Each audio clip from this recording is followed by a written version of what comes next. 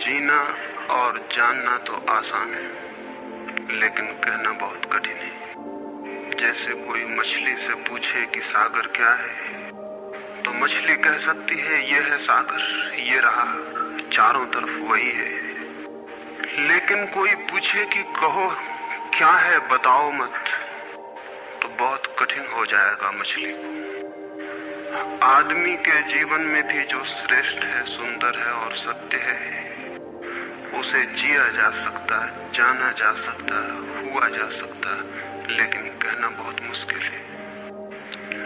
और दुर्घटना और दुर्भाग्य ये है कि जिसमें जिया जाना चाहिए, जिसमें हुआ जाना चाहिए, उसके संबंध में मनुष्य जाति 5-6 हजार वर्ष से केवल बातें कर रही है। प्रेम की बात चल रही है, प्रेम के गीत गाए जा रहे हैं, प्रेम के भजन गाए जा रहे हैं, और प्रेम का मनुष्य के जीवन में कोई स्थान नहीं है। अगर आदमी के भीतर खोजने जाएं तो प्रेम से ज्यादा असत्य शब्द दूसरा नहीं मिलेगा। और जिन लोगों ने प्रेम को असत्य सिद्ध कर दिया है और जिन्होंने प्रेम की समस्त धाराओं को अवरुद्ध कर दिया है, और बड़ा दुर्भाग्य यह है कि लोग समझते हैं वे ही प्रेम के जन्मदाता भी हैं। धर्म प्रेम की बातें करता है, लेकिन आज तक जिस प्रकार का धर्म मनुष्य जाति के ऊपर दुर्भाग्य की भांति छाया हुआ है, उस धर्म ने ही मनुष्य के जीवन से प्रेम के सारे द्वार बंद कर दिए। और न इस संबंध में पूरब और पश्चिम में कोई फर्क है, न हिंदुस्तान में और न अमेरिका में कोई फर्क है। मनुष्य के जीवन में प्रेम की धारा प्रकट ही नहीं हो पाई, और नहीं हो पाई तो हम दोष देते हैं कि मनुष्य ही बुरा है, इसलिए नहीं प्रकट हो पाई। हम दोष देते हैं कि मन ही जहर है, इसलिए प्रकट नहीं हो पाई। मन जहर नहीं है, और जो लोग मन को जहर कहते रहे, उन्होंने ही प्रेम को जहरीला कर दिया, प्रेम को प्रकट नहीं होने दिया। मन जहर हो कैसे सकता है? इस जगत में कुछ भी जहर नहीं है। परमात्मा के सारे उपक्रम में कुछ भी विष नहीं है, सब अमृत है। लेकिन आदमी ने सारे अमृत को जहर कर लिया है, और इस जहर करने में शिक्षक, साधु, संत और तथाकथित धार्मिक लोगों का सबसे ज्यादा हाथ है। इस बात को थोड़ा समझ लेना जरूरी है, क्योंकि अगर ये बात दिखाई न पड़े तो मनुष्य के जीवन में कभी भी प्रेम भविष्य में भी नहीं हो सकेगा। क्योंकि जिन कारणों से प्रेम नहीं पैदा हो सका है, उन्हीं कारणों को हम प्रेम प्रकट करने के आधार और कारण बना रहे हैं। हालतें ऐसी हैं कि गलत सिद्धांतों को अगर हजारों वर्ष तक दोहराया जाए तो फिर हम ये भूल ही जाते हैं कि सिद्धांत गलत है, और दिखाई पड़ने लगता है कि आदमी गलत है, क्योंकि उन सिद्धांतों को पूरा नहीं कर पा रहा है। मैंने सुना है एक सम्राट के महल के नीचे से एक पंखा बेचने वाला गुजरता था और जोर से चिल्ला रहा था कि अनूठे और अद्भुत पंखे मैंने निर्मित किए हैं। ऐसे पंखे कभी भी नहीं बनाए गए, ये पंखे कभी देखे भी नहीं गए। सम्राट ने खिड़की से झांक के देखा कि कौन है जो अनूठे पंखे ले आया। सम्राट के पास सब तरह के पंखे थे, दुनिया के कोने कोने में जो मिल सकते थे। और नीचे देखा, गलियारे में खड़ा हुआ एक आदमी, साधारण 2-2 पैसे के पंखे होंगे, और चिल्ला रहा है कि अनूठे, अद्वितीय। उस आदमी को ऊपर बुलाया और पूछा कि इन पंखों में क्या खूबी है, दाम क्या है इन पंखों के। उस पंखे वाले ने कहा कि महाराज, दाम ज्यादा नहीं है, पंखे को देखते हुए दाम बहुत कम है, सिर्फ 100 रुपए का पंखा है। सम्राट ने कहा 100 रुपए? ये 2 पैसे का पंखा जो बाजार में जगह जगह मिलता है, 100 रुपए दाम, क्या है इसकी खूबी? उस आदमी ने कहा खूबी, ये पंखा 100 वर्ष चलता है, 100 वर्ष के लिए गारंटी है, 100 वर्ष से कम में खराब नहीं होता है। सम्राट ने कहा इसको देख के तो ऐसा लगता है कि सप्ताह भी चल जाए, पूरा तो मुश्किल है। धोखा देने की कोशिश कर रहे हो, सरासर बेईमानी, और वो भी सम्राट के सामने। उस आदमी ने कहा आप मुझे भली भांति जानते हैं, इसी गलियारे में रोज पंखे बेचता हूँ, 100 रुपए दाम है इसके, और अगर 100 वर्ष न चले तो जिम्मेदार मैं हूँ, रोज तो नीचे मौजूद होता हूँ। और फिर आप सम्राट हैं, आपको धोखा दे के जाऊंगा कहाँ? वो पंखा खरीद लिया गया। सम्राट को विश्वास तो न था, लेकिन आश्चर्य भी था कि यह आदमी सरासर झूठ बोल रहा है। किस बल पर बोल रहा है? पंखा 100 रुपए में खरीद लिया गया और उससे कहा कि 7वें दिन तुम उपस्थित हो जाना। 2-4 दिन में ही पंखे की डंडी बाहर निकल गई। 7वें दिन तो वो बिल्कुल मुर्दा हो गए। लेकिन सम्राट ने सोचा कि शायद पंखे वाला आएगा नहीं, लेकिन ठीक समय पर 7वें दिन वो पंखे वाला हाजिर हो गया। उसने कहा, कहो महाराज। उन्होंने कहा, कहना नहीं है, ये पंखा पड़ा हुआ है, टूटा हुआ। ये 7 दिन में ये गति हो गई, तुम कहते 100 वर्ष चलेगा?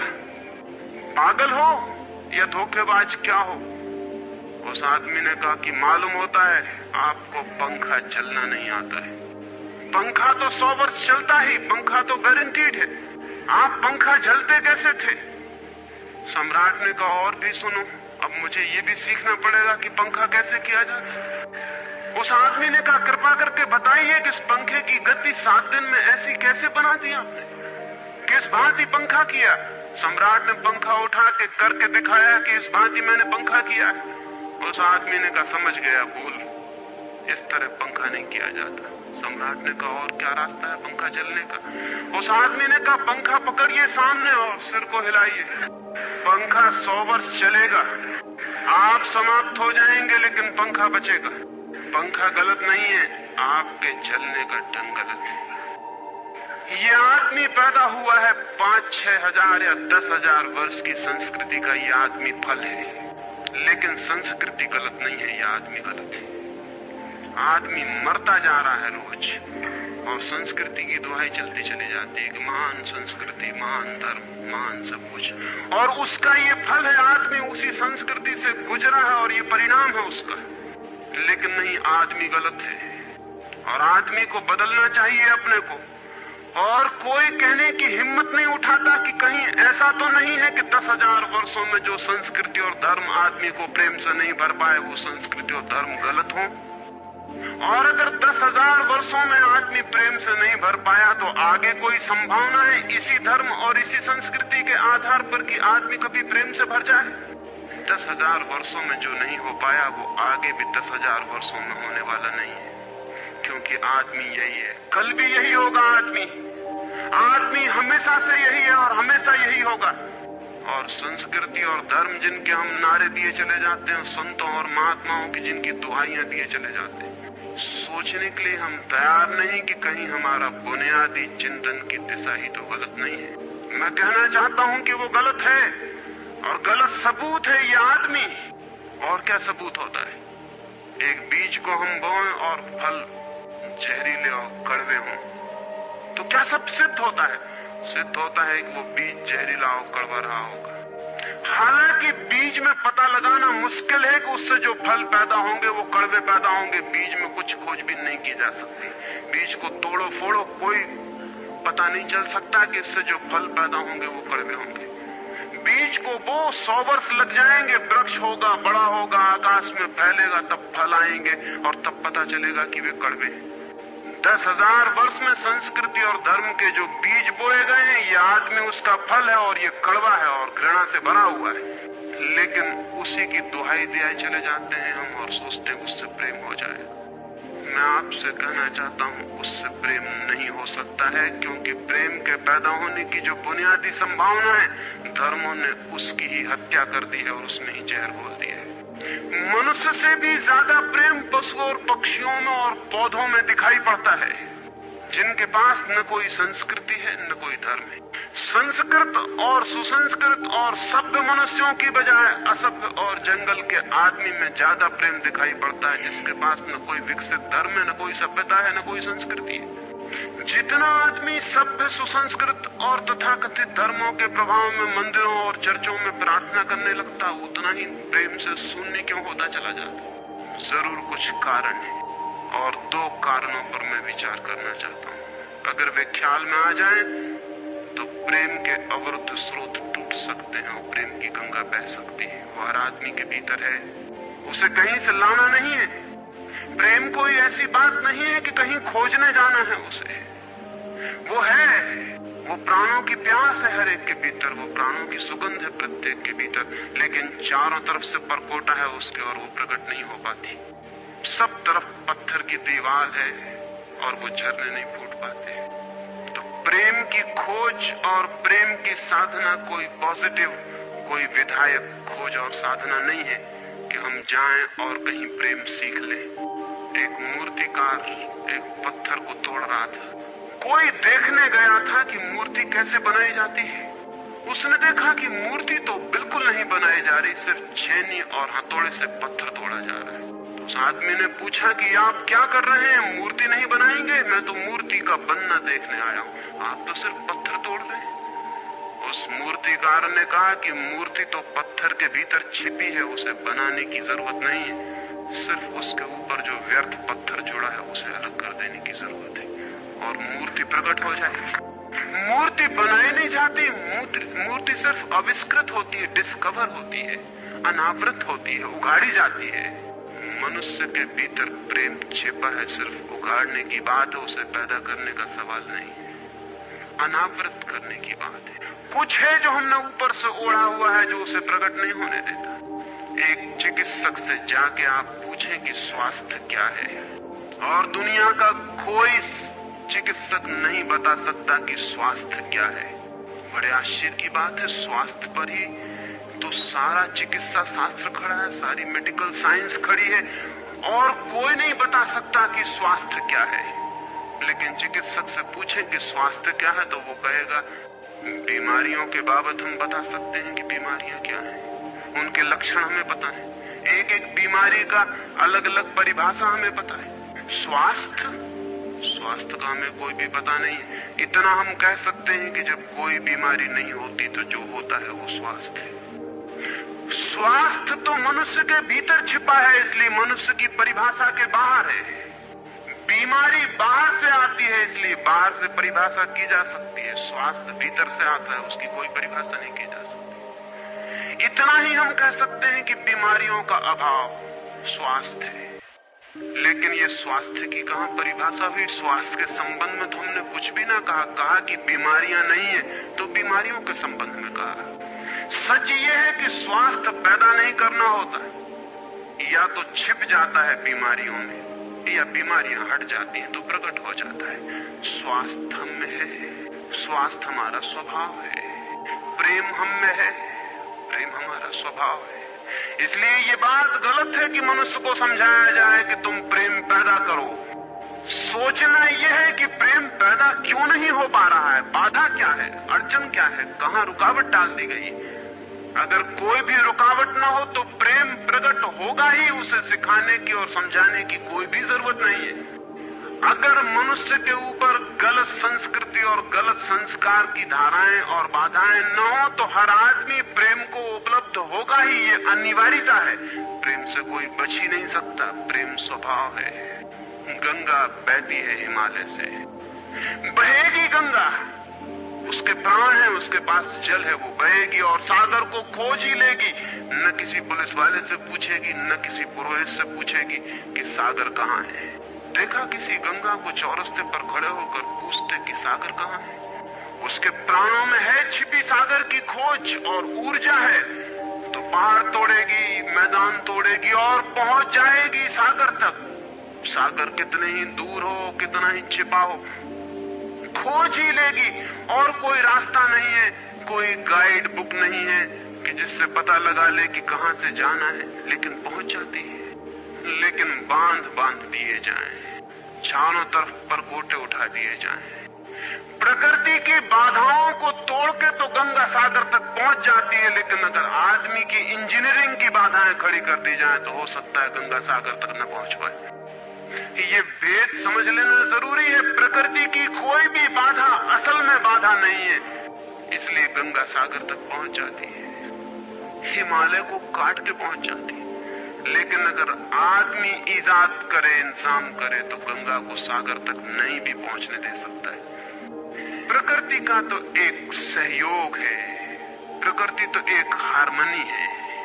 वहां जो बाधा भी दिखाई पड़ती है वो भी शायद शक्ति को जगाने के लिए चुनौती है। वहां जो विरोध भी दिखाई पड़ता है वो भी शायद भीतर प्राणों में जो छिपा है उसे प्रकट करने के लिए बुलावा है। वहां शायद कोई बाधा नहीं है। वहां हम बीज को दबाते हैं जमीन में, दिखाई पड़ता है कि जमीन की एक परत बीज के ऊपर पड़ी है, बाधा दे रही, लेकिन वो बाधा नहीं दे रही। अगर वो परत ना होगी तो बीज अंकुरित भी नहीं हो पाएगा। ऐसे दिखाई पड़ता है कि एक परत जमीन की बीज को नीचे दबा रही है, लेकिन वो परत दबा इसलिए रही है ताकि बीज दबे, गले और टूट जाए और अंकुर बन जाए। ऊपर से दिखाई पड़ता है वो जमीन बाधा दे रही, लेकिन वो जमीन मित्र है और सहयोग कर रही बीज को प्रकट करने। प्रकृति तो एक हारमोनी है, एक संगीतपूर्ण लयबद्धता है, लेकिन आदमी ने जो जो निसर्ग के ऊपर इंजीनियरिंग की है, जो जो उसने अपने यांत्रिक धारणाओं को ठोकने की और बिठाने की कोशिश की है, उससे गंगाएं रुक गई हैं, जगह जगह अवरुद्ध हो गई हैं। और फिर आदमी को दोष दिया जाता है। किसी बीज को दोष देने की जरूरत नहीं है। अगर वो पौधा न बन पाए तो हम कहेंगे कि जमीन नहीं मिली होगी, ठीक, पानी नहीं मिला होगा, ठीक, सूरज की रोशनी नहीं मिली होगी, ठीक, लेकिन आदमी के जीवन में खिल न पाए फूल प्रेम का तो हम कहते हैं तुम हो जिम्मेवार। और कोई नहीं कहता कि भूमि ना मिली होगी, ठीक, पानी ना मिला होगा, ठीक, सूरज की रोशनी ना मिली होगी, ठीक, इसलिए यह आदमी का पौधा अवरुद्ध रह गया, विकसित नहीं हो पाया, फूल तक नहीं पहुंच पाया। मैं आपसे कहना चाहता हूं कि बुनियादी बाधाएं आदमी ने खड़ी की हैं। प्रेम की गंगा तो बह सकती है और परमात्मा के सागर तक पहुंच सकती है। आदमी बना उस लिए है कि वो बहे और प्रेम बहे और परमात्मा तक पहुंच जाए, लेकिन हमने कौन सी बाधाएं खड़ी कर दी? पहली बात, आज तक मनुष्य की सारी संस्कृतियों ने सेक्स का, काम का, वासना का विरोध किया है। इस विरोध ने मनुष्य के भीतर प्रेम के जन्म की संभावना तोड़ दी, नष्ट कर दी। इस निषेध ने, क्योंकि सच्चाई यह है कि प्रेम की सारी यात्रा का प्राथमिक बिंदु काम है, सेक्स है। प्रेम की यात्रा का जन्म गंगोत्री, जहां से गंगा पैदा होगी प्रेम की, वो सेक्स है, वो काम है। और उसके सब दुश्मन है, सारी संस्कृतियां और सारे धर्म और सारे गुरु और सारे महात्मा। तो गंगोत्री पर ही चोट कर दी, वहीं रोक दिया। पाप है काम, अधम है काम, जहर है काम। और हमने सोचा भी नहीं कि काम की ऊर्जा ही, सेक्स एनर्जी ही अंततः प्रेम में परिवर्तित होती और रूपांतरित होती। प्रेम का जो विकास है वो काम की शक्ति का ही ट्रांसफॉर्मेशन है, वो उसी का रूपांतरण है। एक कोयला पड़ा हो और आपको ख्याल भी नहीं आएगा कि कोयला ही रूपांतरित होकर हीरा बन जाता है। हीरे और कोयले में बुनियादी रूप से कोई भी फर्क नहीं है। हीरे में भी वही तत्व हैं जो कोयले में, और कोयला हजारों वर्ष की प्रक्रिया से गुजर के हीरा बन जाता है। लेकिन कोयले की कोई कीमत नहीं है। उसे कोई घर में रखता भी है तो ऐसी जगह जहां दिखाई न पड़े, और हीरे को लोग छातियों पर लटका के घूमते हैं कि वो दिखाई पड़े। और हीरा और कोयला एक ही है, लेकिन कोई दिखाई नहीं पड़ता कि इन दोनों के बीच अंतर संबंध है, एक यात्रा है। कोयले की शक्ति ही हीरा बनती है। और अगर आप कोयले के दुश्मन हो गए, जो कि हो जाना बिल्कुल आसान है क्योंकि कोयले में कुछ भी नहीं दिखाई पड़ता, तो हीरे के पैदा होने की संभावना भी समाप्त हो गई, क्योंकि कोयला ही हीरा बन सकता था। सेक्स की शक्ति ही, काम की शक्ति ही प्रेम बनती है, लेकिन उसके विरोध में सारे दुश्मन हैं उसके, अच्छे आदमी उसके दुश्मन हैं। और उसके विरोध ने प्रेम के अंकुर भी नहीं फूटने दिए और जमीन से, प्रथम से, पहली सीढ़ी से नष्ट कर दिया भवन को। फिर वो हीरा नहीं बन पाता कोयला, क्योंकि उसके बनने के लिए जो स्वीकृति चाहिए, जो उसका विकास चाहिए, जो उसको रूपांतरित करने की प्रक्रिया चाहिए, उसका सवाल ही नहीं उठता। जिसके हम दुश्मन हो गए, जिसके हम शत्रु हो गए, जिससे हमारी द्वंद्व की स्थिति बन गई और जिससे हम निरंतर लड़ने लगे, अपनी ही शक्ति से आदमी को लड़ा दिया गया है, सेक्स की शक्ति से आदमी को लड़ा दिया गया है। और शिक्षाएं दी जाती हैं कि द्वंद्व छोड़ना चाहिए, कॉन्फ्लिक्ट छोड़नी चाहिए, लड़ना नहीं चाहिए। और सारी शिक्षाएं बुनियाद में सिखा रही हैं कि लड़ो, मन जहर है तो मन से लड़ो, जहर से तो लड़ना पड़ेगा। सेक्स पाप है तो उससे लड़ो, और ऊपर से कहा जा रहा है कि द्वंद्व छोड़ो। जिन शिक्षाओं के आधार पर मनुष्य द्वंद्व से भर रहा है, वही शिक्षाएं दूसरी तरफ कह रही हैं कि द्वंद्व छोड़ो। एक तरफ आदमी को पागल बनाओ और दूसरी तरफ पागल खाने खोलो कि उनका इलाज करना है। एक तरफ कीटाणु फैलाओ बीमारियों के और फिर अस्पताल खोलो कि बीमारियों का इलाज यहाँ किया जाता है। एक बात समझ लेनी जरूरी है संबंध में, मनुष्य कभी भी काम से मुक्त नहीं हो सकेगा। काम उसके जीवन का प्राथमिक बिंदु है, उसी से जन्म होता है। परमात्मा ने काम की शक्ति को ही, सेक्स को ही सृष्टि का मूल बिंदु स्वीकार किया है। और परमात्मा जिसे पाप नहीं समझ रहा, महात्मा उसे पाप बता रहे हैं। अगर परमात्मा उसे पाप समझता है तो परमात्मा से बड़ा पापी इस पृथ्वी पर, इस जगत में, इस विश्व में कोई भी नहीं है। फूल खिला हुआ दिखाई पड़ रहा है। कभी सोचा है कि फूल का खिल जाना भी सेक्सुअल एक्ट है? फूल का खिल जाना भी काम की एक घटना है, वासना की एक घटना है। फूल में है क्या उसके खिल जाने में? उसके खिल जाने में कुछ भी नहीं है। वे बिंदु हैं, पराग के, वीरी के कण हैं, जिन्हें तितलियां उड़ा के दूसरे फूलों पे ले जाएंगी और नया जन्म देंगी। एक मोर नाच रहा है और कवि गीत गा रहे हैं और संत भी देख के प्रसन्न होंगे, लेकिन उन्हें ख्याल नहीं कि नृत्य एक सेक्सुअल एक्ट है। मोर पुकार रहा है अपनी प्रेयसी को या अपने प्रेमी को। वो नृत्य किसी को रिझाने के लिए। पपीहा गीत गा रहा है, कोयल बोल रही है। एक आदमी जवान हो गया है, एक युवती सुंदर होकर विकसित हो गई है। वो सब की सब सेक्सुअल एनर्जी की अभिव्यक्तियां हैं। वो सब का सब काम का ही रूपांतरण है। वो सब का सब काम की ही अभिव्यक्ति, काम की ही अभिव्यंजना है। सारा जीवन, सारी अभिव्यक्ति, सारी फ्लावरिंग काम की है। और उस काम के खिलाफ संस्कृति और धर्म आदमी के मन में जहर डाल रहे हैं, उससे लड़ाने की कोशिश कर रहे हैं। मौलिक शक्ति से मनुष्य को उलझा दिया है लड़ने के लिए, इसलिए मनुष्य दीनहीन, प्रेम से रिक्त और थोथा और नाकुछ हो गया है। काम से लड़ना नहीं है, काम के साथ मैत्री स्थापित करनी है और काम की धारा को और ऊंचाइयों तक ले जाना है। किसी ऋषि ने किसी वधू को, नव वर और वधू को आशीर्वाद देते हुए कहा था कि तेरे 10 पुत्र पैदा हों और अंततः तेरा पति तेरा 11वां पुत्र हो जाए। वासना रूपांतरित हो तो पत्नी मां बन सकती है, वासना रूपांतरित हो तो काम प्रेम बन सकता है। लेकिन काम ही प्रेम बनता है। काम की ऊर्जा ही प्रेम की ऊर्जा में विकसित होती है, फलित होती है। लेकिन हमने मनुष्य को भर दिया है काम के विरोध में। इसका परिणाम यह हुआ कि प्रेम तो पैदा नहीं हो सका, क्योंकि वो तो आगे का विकास था, काम की स्वीकृति से आता।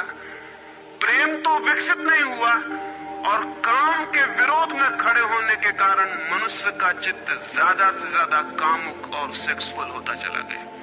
हमारे सारे गीत, हमारी सारी कविताएं, हमारे चित्र, हमारी पेंटिंग्स, हमारे मंदिर, हमारी मूर्तियां सब घूम फिर के सेक्स के आसपास केंद्रित हो गई। हमारा मन ही सेक्स के आसपास केंद्रित हो गया। इस जगत में कोई भी पशु मनुष्य की भांति सेक्सुअल नहीं है। मनुष्य 24 घंटे सेक्सुअल हो गया। उठते बैठते सोते जागते सेक्स ही सब कुछ हो गया। उसके प्राण में एक घाव हो गया, विरोध के कारण, दुश्मनी के कारण, शत्रुता के कारण। जो जीवन का मूल था उससे मुक्त तो हुआ नहीं जा सकता था, लेकिन उससे लड़ने की चेष्टा में सारा जीवन रुग्ण जरूर हो सकता था, वो रुग्ण हो गया है। और ये जो मनुष्य जाति इतनी ज्यादा कामुक दिखाई पड़ रही है, इसके पीछे तथाकथित धर्मों और संस्कृति का बुनियादी हाथ है। इसके पीछे बुरे लोगों का नहीं, सज्जनों और संतों का हाथ है। और जब तक मनुष्य जाति सज्जनों और संतों के इस अनाचार से मुक्त नहीं होती, तब तक प्रेम के विकास की कोई संभावना नहीं।